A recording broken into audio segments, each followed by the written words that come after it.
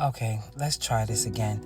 Yesterday I made a 3-part and it was like no sound. One of them was like really muffled. So let me see if this is working. Okay, so this seemed like it's doing what it's supposed to be doing. So I think I left off on me and my best friend Tanya. But I want to say this before I jump into that. I just want you to know that I want to take it back a little bit because I don't think I mentioned my sister Tracy, and she's older than me. So my siblings are, I have an older sister, then it's me, then it's my brother, and then I have 2 little sisters. And so my older sister, she's the one that really only knew my mom, like truly like know my mom, without her being sick, right? She knew her, before she had her nervous breakdown. Like my sister was like in private school, private Catholic school. Like my mother, like literally took care of her. I was getting ready to say the best, but at that time she was in her normal state.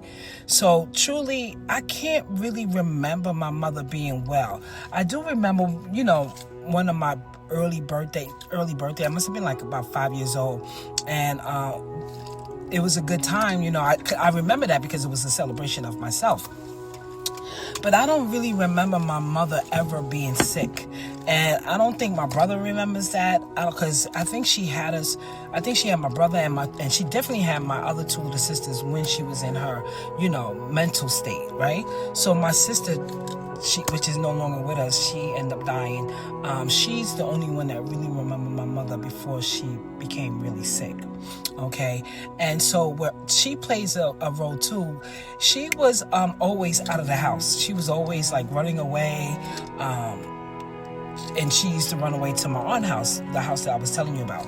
So every time my mother got arrested or she got in trouble and we had to go to my aunt's house, she was already there. She was already living in the house, and she was living there, but she also wasn't living there because she had a boyfriend. So she used to be with her boyfriend all the time, which was very abusive to her, after I found out. So again, I had a sister named Tracy. She, I used to love when she used to come around because she was my big sister. And she used to come around and be like, oh, make sure nobody's fighting y'all. Make sure nobody's doing nothing to mommy. You got to make sure Troy is good. She used to talk to me like that because I became the older sister when she wasn't no longer in the household. So anyway, back to me being in my aunt's house and living there, and back to my very best friend Tanya. The time when we used to be locked out the house, and if I'm not mistaken, Tanya's mother used to bring us over to the house, and I used to always. So her mother used to have us over at the house. And I used to always play with her and stuff like that. I think there was a couple of times when her mother wasn't home and I used to just be over there. But I used to always be over there. And I know, they didn't, I think her mother knew that we used to be outside, without being supervised, and it used to be cold. Sometimes my brother used to be with me, but the majority of the time my brother had his own friends. So he used to run around and did what he had to do. So we were in this house. Now, sometime we were there for like a month or 2, and then we had to go back home. So there was times when we had to go back home, and same thing happened again, same cycle again. My mother get caught stealing, or she was fighting, and we get pulled out of the home, and then we have to go back there. So after a while, my mother ended up being pregnant with my sister Susan. And when my sister Susan was born, my mother became very abusive to her. So this is the reason why we end up leaving my mother totally. Before it was like back and forth, when she was doing her thing, we were back and forth and with my aunt, or maybe in a home. So the final straw is when my mother physically started to abuse my daughter. My sister, my daughter. She was like my daughter. I started physically beating my sister. I used to always hear her yelling, saying, "You look like your father. You did that. Your father." And she used to really beat her.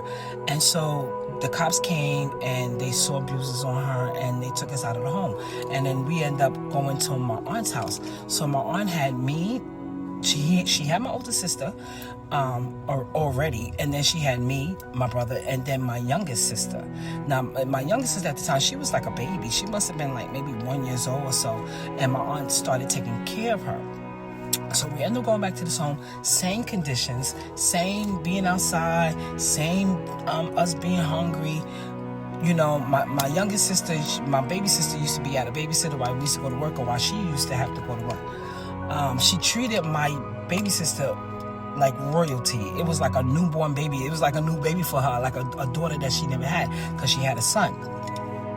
So, okay, so where am I going with this? So my youngest sister was there, my older sister was there.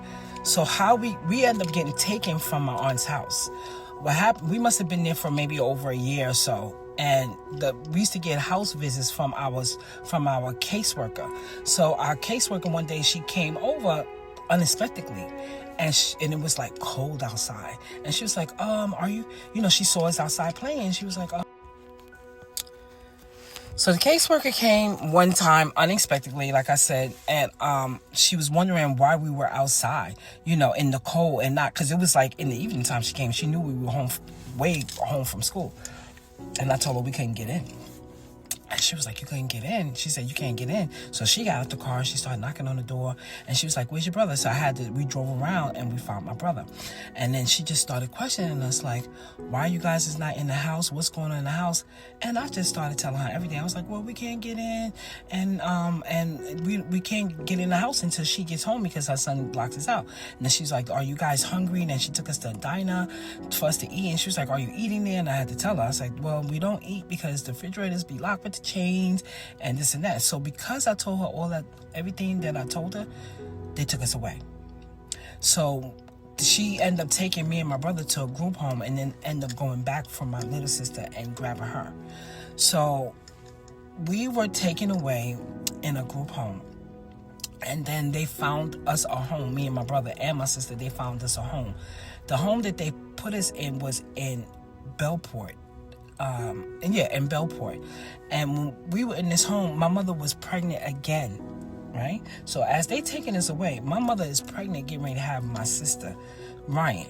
In so much words, I'm trying to remember everything. So when we end up going to Bellport in this new home, me, my brother, and my baby sister, my sister Ryan end up coming in the home with us.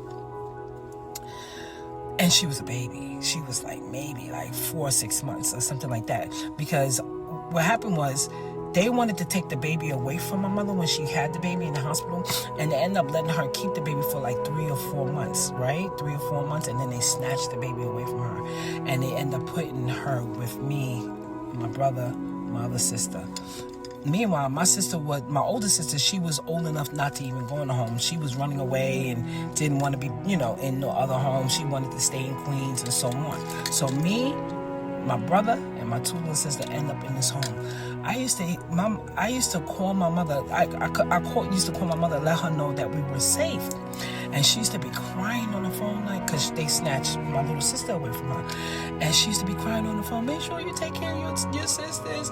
Make sure you take care of them. And she used to cry, and she used to try to talk to my youngest sister on the phone, because she was only like 4 months. And she used to like try to comfort her, because they snatched her baby away. And all my little sister knew was my mom. And my other sister, which they a year apart, she knew my mom, but she wasn't attached to my mom. She was attached to my aunt.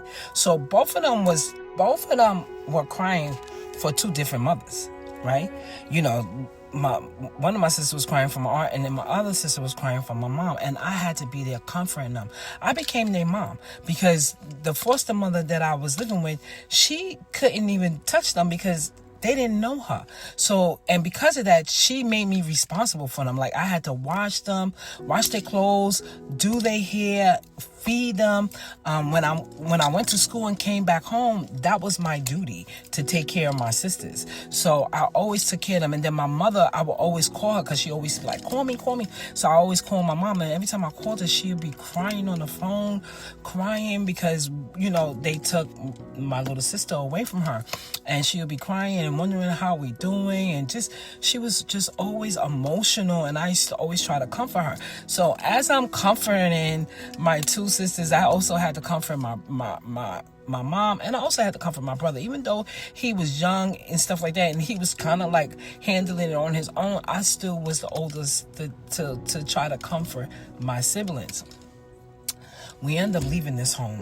Why? Because the foster mother, her husband had TB.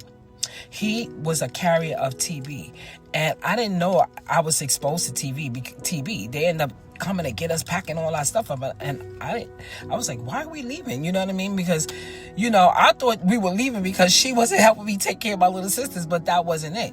They was taking us out of this home because this man had TB, and then he exposed me to TB, so I ended up getting the TB virus because of this man.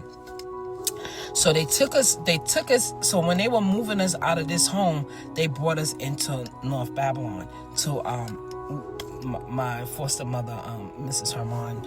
I hate to be saying names, but this is the only way I can, address this. So they end up taking us away from this woman's house and bringing us to her house. Before they took us there, they took us to a group home, and then they placed me in her home. They put my brother in a different home, and they took my two little sisters in another home. So we was all separated.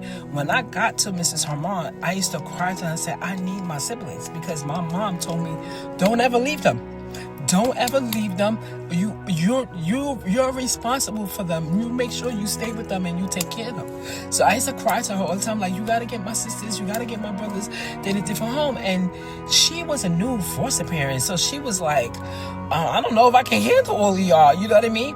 So one day when I came home from school, I'm coming home from school, I see my two little sisters standing upstairs on top of the steps. I was like, oh my God, my sisters is here. And I was crying.